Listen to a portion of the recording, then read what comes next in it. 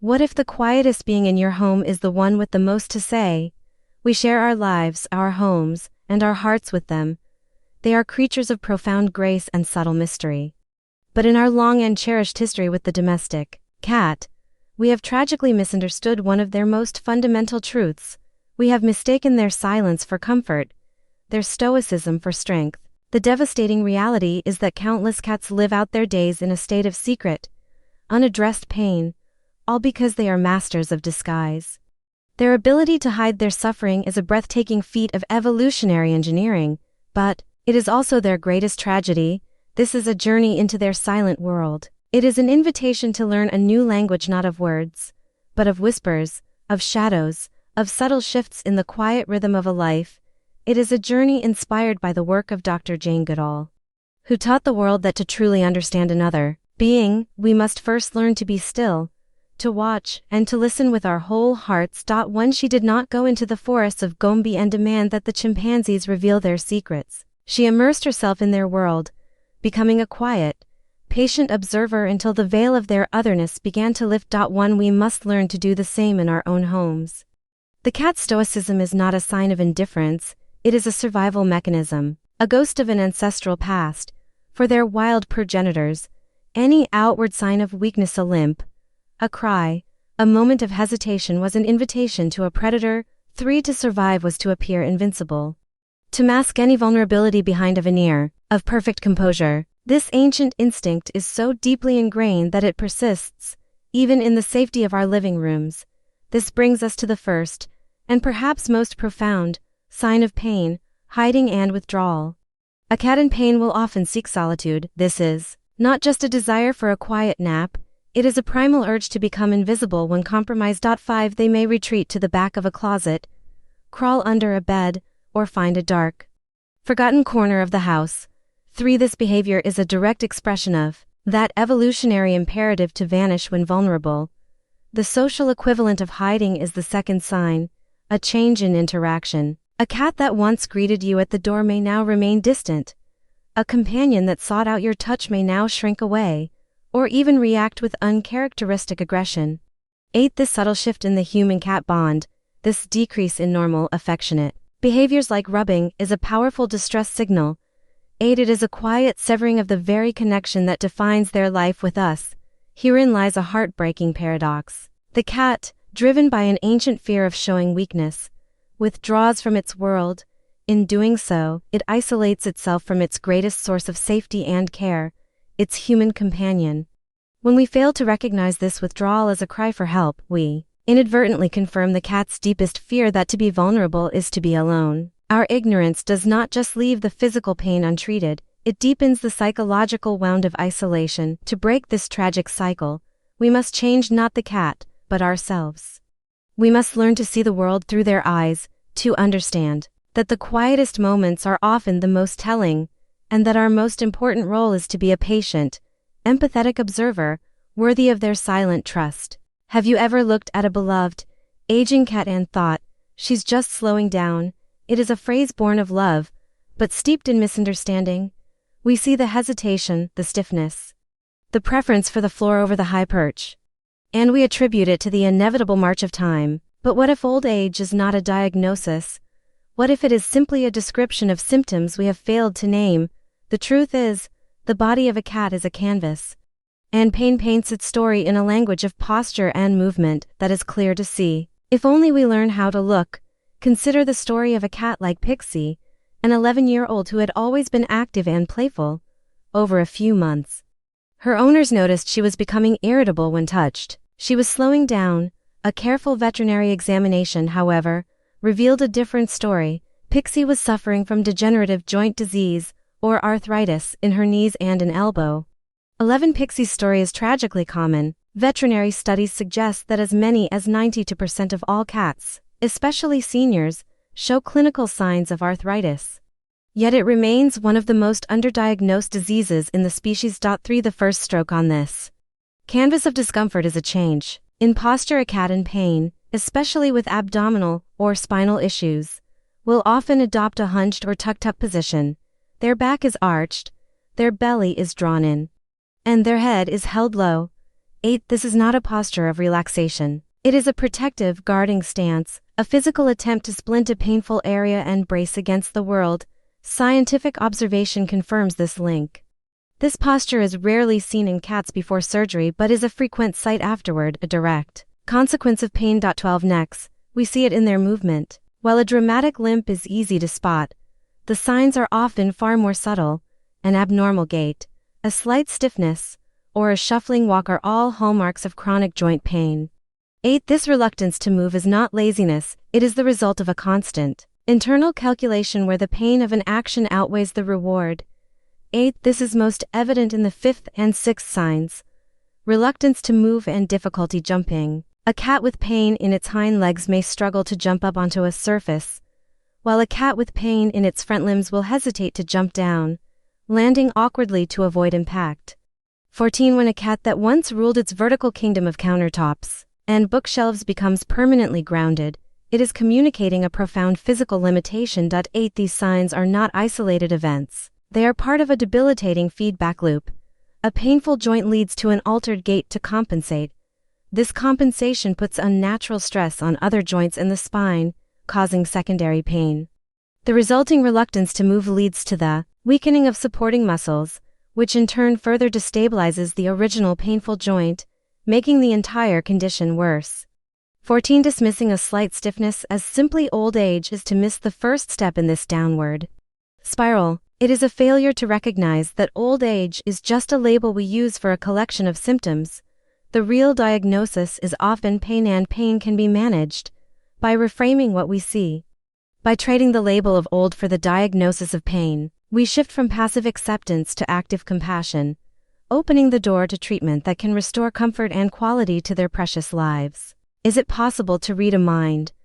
To glimpse the inner world of a creature that cannot speak our language? For centuries, the face of the cat has been a mask of elegant inscrutability. But science has now given us a key, a Rosetta Stone that allows us to translate their silent expressions into a clear language of feeling. This revolutionary tool is called the Feline Grimace scale. And it teaches us that the secret to understanding a cat's pain is written, quite literally, all over its face.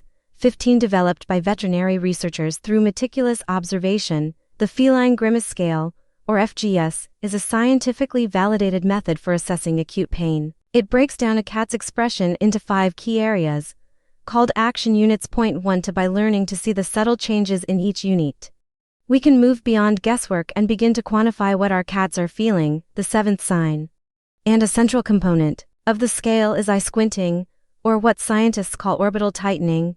6. A comfortable, pain-free cat has relaxed, round, open eyes, but a cat in pain exhibits a distinct tightening of the muscles around the eye, causing the eyes to appear partially closed, narrowed, or squinted. 3. This is not a sign of sleepiness. It is a direct indicator of discomfort. The 8th sign is the position of the head. As we saw with posture, a cat in pain will often adopt a lowered head position, with its head held at or below the line of its shoulders, and its chin angled down towards its chest. 6. This is a gesture of withdrawal, a pulling in from a world that hurts. The 9th sign is a constellation of changes in the muzzle, whiskers, and ears. In a pain-free cat, the muzzle is relaxed and round. In a painful cat, the muzzle becomes tense, drawn, and elliptical.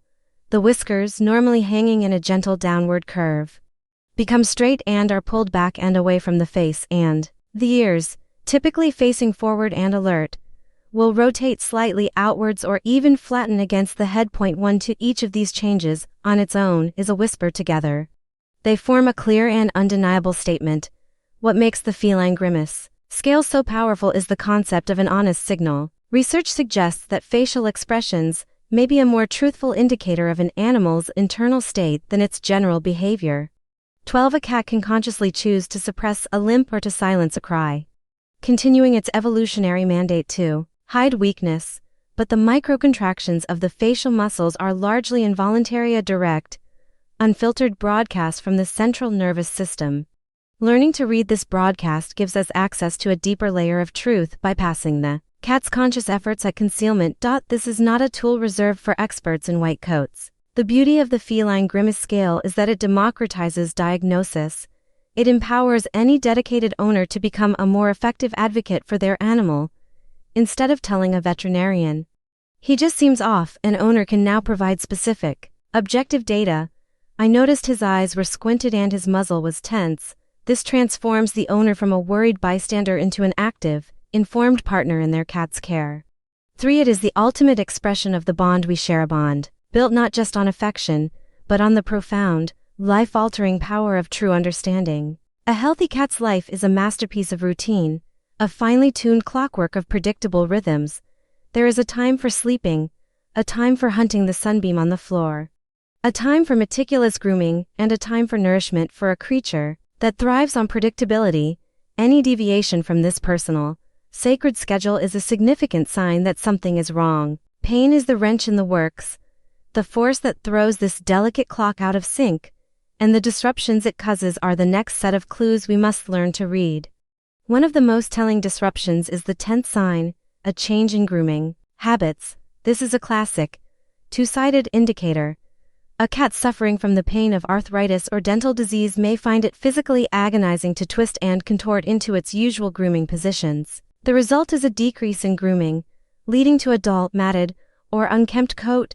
3. Conversely, a cat may engage in excessive grooming, licking one particular area of its body obsessively, sometimes until the skin is raw. 8. This is not vanity, it is a desperate attempt to soothe a localized, internal fire of pain or nerve irritation. The 11th sign is a change in appetite or eating habits. While a loss of appetite can signal many illnesses, it is a very common indicator of pain. 8. The connection becomes especially clear with dental pain. A cat with a painful mouth may approach its food bowl, clearly hungry, but then hesitate or refuse to eat. It might chew on only one side of its mouth, prefer soft food over hard kibble, or drop food while eating, as if the act of chewing itself is an ordeal.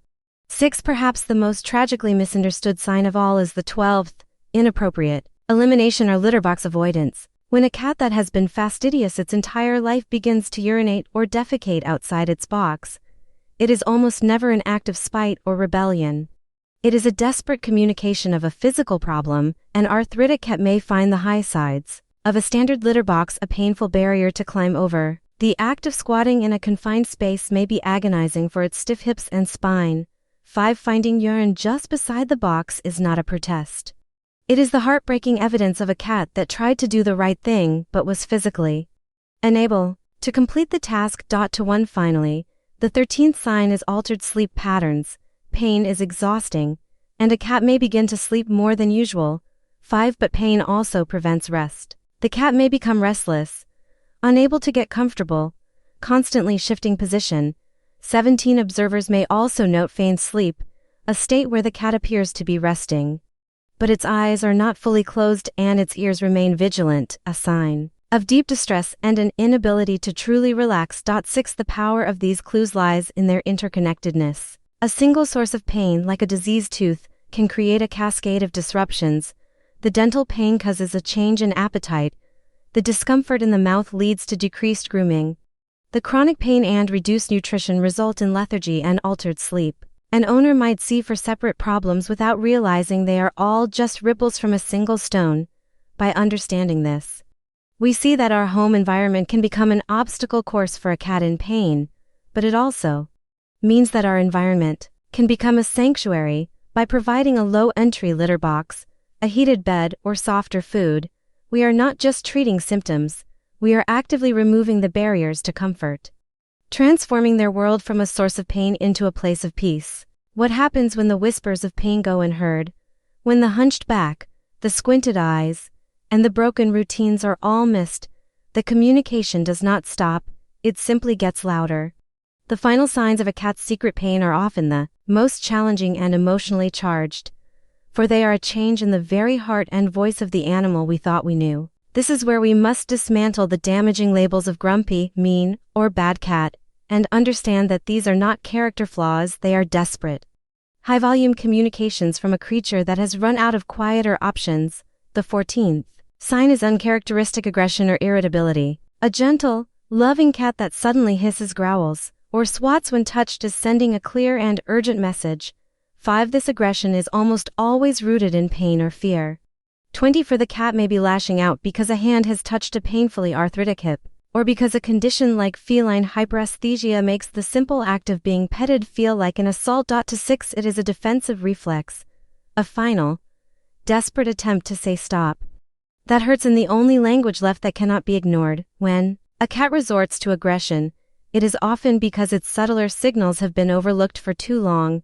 It is the tragic endpoint of a long, one-sided conversation. A shout that follows unheard whispers. The voice itself can change. A cat may become unusually quiet, or it may begin to vocalize excessively. 19. Loud yowling or howling, especially at night, can be a sign of pain, distress, or the confusion of age-related cognitive dysfunction. To 9. And then there is the purr. We have always thought of it as the ultimate sound of contentment, but we now know that cats also purr when they are frightened, stressed, and in great pain. 17. It is a mechanism for self-soothing. Incredibly, the frequency of a cat's purr between 25 and 150 Hz falls within a range that has been shown to promote bone density and tissue healing. 3. To the purr is not just a comfort blanket. It is a remarkable, low-energy form of internal medicine. This knowledge is not meant to leave us with a sense of guilt, but with a sense of profound hope and agency. Consider Cleopatra.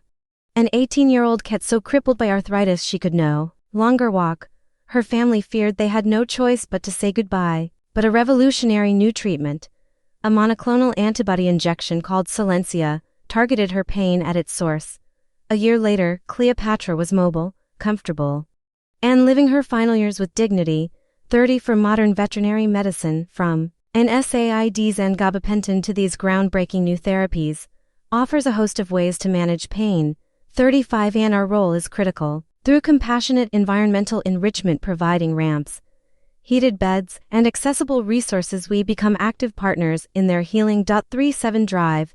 Jane Goodall taught us a simple, powerful truth: only if we understand will we care, only if we care will we help, only if we help shall all be saved. Point 1. This journey into the silent world of feline pain is our chance to do just that. It is a call to look deeper, to listen more closely, and to honor the trust these remarkable beings place in us. By learning their secret language, we do more than just ease their suffering, we elevate our own humanity. We forge a bond that is stronger, deeper, and more true, a partnership where our quiet observation is answered with comfort, our understanding with peace, and our compassion with a life restored.